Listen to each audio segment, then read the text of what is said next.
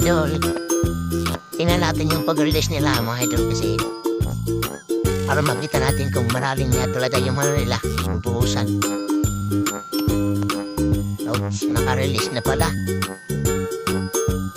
Yun. Karugtong pala nung puting. Yung para sa batmin. Ng tulay. Yun. Daming dumadaan mga idol. Yun. Oops, nagtatalsikan.